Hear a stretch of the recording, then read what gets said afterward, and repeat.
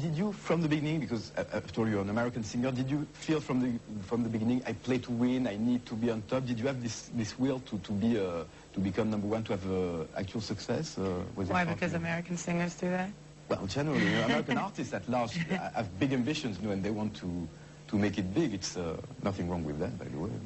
I always had a lot of ambition, but I think a lot of that stemmed from the fact that I grew up without a lot of money. I grew up coming from a multiracial background, and I grew up feeling like an outsider, and the one thing that I had that made me feel special was my voice and my music, so that drove me and inspired me. And to me, like, just getting a record deal was like, oh wow, I got a record deal. I didn't even know what gold records meant or platinum records or any of those things, I mean, now I'm totally appreciative of that, obviously, but I didn't know at that point. I was just happy to be doing my thing, To speak about the last album, there's a cast of producers which is kind of amazing. I mean, all the top names.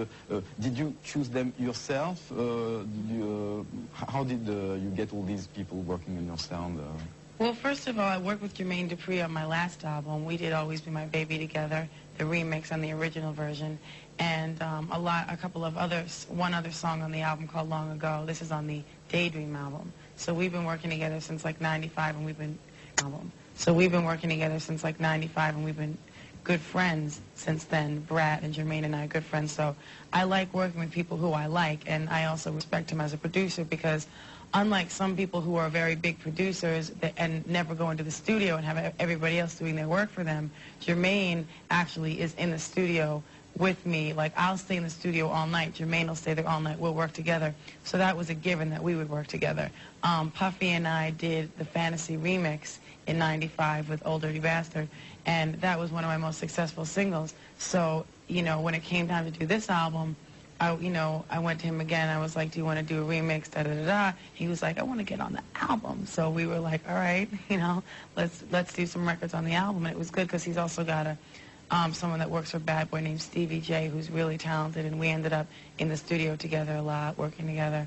And then, I worked with Missy Elliott because I first heard her on an MC Lyte record that I really loved, and then I realized that she was writing all those songs, for Aaliyah and Genuine and everything she was doing, and I, reached out. Time, as I said, that you discovered rap as a listener. I suppose you were fairly young.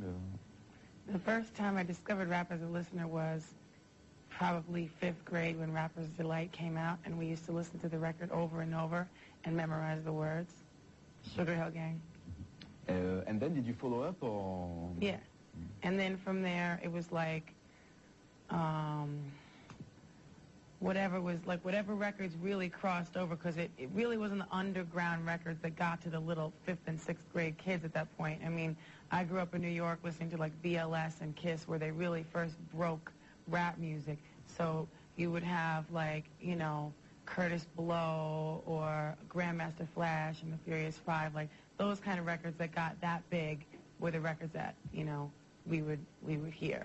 And then gradually as time went on, and rap became more, I mean, it was still basically those stations playing those records, but, when like Slick Rick and Dougie Fresh came out, those were like the big records when I was in high school. And then, I've been a fan of rap music because I feel like I grew up with it, And a lot of people might not understand that or even realize that, because my image prior to this album or prior to the remixes that I've done, which half of people don't even know I did those remixes, was not that. But the thing is, when you're from New York and you're like listening to urban music and urban radio, that's what it is, So it's not a new phenomenon. Maybe to some people in the world who didn't grow up with rap and now have gotten into it, it's a new phenomenon. But to me, it's kind of just like old hat. But as an artist now making music, did you at one point specifically want to incorporate that sound or that hip-hop vibe inside your music? Did you have this conscious decision at one point of your musical career? Well, what happened was actually some of my demos when I made my first album, I had like Vision of Love on the demo, another song called Vanishing, Alone in Love, which was like an R&B ballad that I wrote when I was like 15. And then there were some other songs that were more urban influence. Like there was a song called Hypnotized that I never, the company didn't want me to put it on the record because they felt it was too urban, it didn't really fit, and then I got put with other producers who were much more slick. And at that point, I was just going with the flow. So I was like, I'm happy I have a record deal, whatever. And, you know, I'm not saying that there aren't songs on that album that I'm proud of, but actually I like the demos that I did better than the first album. Like the Vision of Love demo was better than the record, you know? But you know, it's surprising because as a journalist, you can't imagine how many artists will tell you, especially for the first records, you know, the demos were so much better. Yeah. The early version, the early drafts were really great. How come it's so common, the idea of having the first records of an artist that are not exactly like he wants them to be, or more pop, or more this or that? How do you explain that? Well, see, especially with Vision of Love, we did that in the studio, which was when I used to work with a guy named Ben Margulies. He's who I worked with when I was in high school and we were doing demos, and he was older and his father had a wood shop. And he had a studio in the back of this wood shop, right? So we could work in there from like the time the guy stopped hammering till, you know, the next morning when they came in. And we had just a computer and like an 8-track, not an 8-track like the old 8-track things, but like 8 tracks to record on. So we, Vision of Love, basically I did on my own backgrounds and all that stuff, filled up those 8 tracks. Some of the vocals on Vision of Love are from that original demo recording because it just was that, couldn't recreate it. You know what I mean? It was, the emotion was there and I didn't recreate it. And the track was really simple. But then, like when we produced it and the record company and everybody got involved, it just became too slick, like it had too much production comparatively. Like if someone else didn't know, like now it doesn't bother me, but back then I would listen to the demo and be like, the demo was better.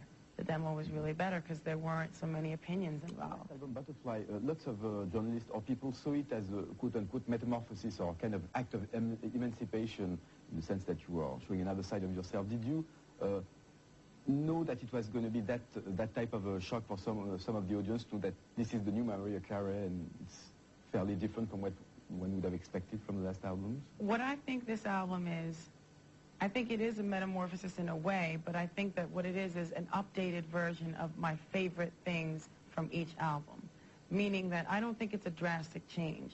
Like, yes, I collaborated with Bone Thugs and Harmony, but to me, that record is kind of like the Always Be My Baby of this album, you know? I mean, you have to keep updating yourself. And The Roof is hard, you know, a harder edged record than I've done before because of the loop and because Mobb Deep is on there, but it's just like a natural evolution, and the vocals are, it's not like I'm coming out there, you know, rapping. It's not like I'm suddenly, you know, I've changed. It's still, to me, like a lyrical evolution, and I still have ballads like Butterfly and My All and Whenever You Call. So I didn't do anything radical. I think a lot of people tried to put it in that direction to kind of maybe trick people into thinking, I don't know, that I went crazy or something. But to me, it was a natural evolution from remixes with Jermaine Dupri and Puffy. All I do is basically incorporate that flavor onto the album. But I'm sure, I mean, you have to agree, being having sold so many million records, there was a safer way to do an album. I mean, you could have well made, you know, an album that was exactly or more or less like, you know, copycat of the previous one and maybe sold 2 times more. I mean, did you think about the safe way and the hard way? Because after all, at that point, you have to think, am I going to do the right thing? Well, I feel like I did the right thing, and I feel like I made the records that I wanted to make, and I feel like records like My All, which are just coming out, will evoke the same feeling that maybe a Vision of Love or Hero or something like that evoked in the fans that want to hear those straight-up ballads. But, you know, I don't think that the up-tempos on this record are that much different. I just think they're updated. This is 98, you know. I can't stay in the past because it's safe, you know. And although people would like me to do that, some people like me to do that, I'm not going to do that, and it's not fun for me either. And that's why visually this time around I had more fun. I was able to, like, do things differently. I was able to express more of my personality through the visuals, and, you know, if anything, that was a drastic change. In America, which like very often little boxes for music, I mean, you've got agile contemporary, R&B, pop, and you seem to have one foot in between 2 or 3 categories. So has that been a problem for you, for radios or for promotion in America, the idea of being like a bit pop, a bit R&B, but also dance, maybe a bit on the rap side, you know. I don't know if I consider it a problem, but I think that I have, I mean, with each album, I've tried to do a well-rounded thing, and sometimes it's really bothered me when certain records that I felt strongly about, like Underneath the Stars on the Daydream album, which was I really thought it was a great R&B song, was never released. So people never got to hear those sides of you know, where I was coming from musically. And I think with this album, yeah, maybe sometimes it might be confusing to a fan who just wants to hear that big, bombastic ballad, but, you know, they're still there. They might not be as bombastic, because you don't always have to do that. It's a very hard world in the sense that there are a lot of performers, entertainers, and in that respect, do you consider yourself in a fight, if I might say, in a challenge at least with other girl singers, whether it's Janet Jackson, Madonna, whoever is also very important as a female singer? Do you consider yourself them as rivals, as opponents? What type of relationship do you have with the other girls? Well, I really don't have, it's not like we hang out and have tea together. I mean, it's not like we have relationships like that. But the thing is that I would be happy to have friends who could relate to what I go through, you know, as an artist and as a celebrity and as a person in the music business. But there is a lot of competitiveness in this business, and I think that I've experienced, you know, certain people being negative and giving me, you know, making negative statements and giving off negativity because of jealousy and because of the competition. But the truth is, we're all different. And so there's really no reason. I mean, like Janet and Madonna, literally, I'm fans of a lot of their work. Like, even, you know, they're like, Janet's first album was out when I was in high school. Like, I still listen to that record, you know? I still listen to Madonna's, well, not really that much, but I mean, like, when I was in, like, junior high, I used to love her first album and all those records that were just, like, fun. It was part of growing up. So I don't even necessarily put myself in that category. I look at it like, you know, we're all, it's good, you know, why make it a drama? We see, not only in your music, but also in your image, a will from you to be in control more and more. And I've heard that you were very much implied also in videos, in shooting, and in also editing. Could you tell us how you got involved with that technique? Because after all, I mean, it's not, you know, fascinating, the technical side, spending hours on, you know, shots or images or editing. So why did you want to be in control of that part also? Well, it all started with fantasy. And I think that started because some people didn't want me to work with certain directors who might bring out certain parts of me that they didn't want to be seen. Okay. So it was like, why don't you direct the video? So I was like, all right. You know, when I did it, and I think that fantasies, there are some good elements of that video. The ODB version, there are some classic things in it, like when he ties up the clown. I like that version. But I think that it was too ambitious of a shoot. You know, the day to the night thing didn't really work, so it wasn't as good as it could be. And I learned from that. And then on this album, it sort of just happened because I would have a concept, and then sometimes when you go to a director and you give them a concept, they don't have the same vision as you. So it comes out as something totally different. But I liked, like, working with Herb Ritz, who had a concept. He came to me with the concept. He did everything. He storyboarded it. He did the sets. He edited it, and he gave it to me. I changed, like, 1 or 2 shots, and that was it.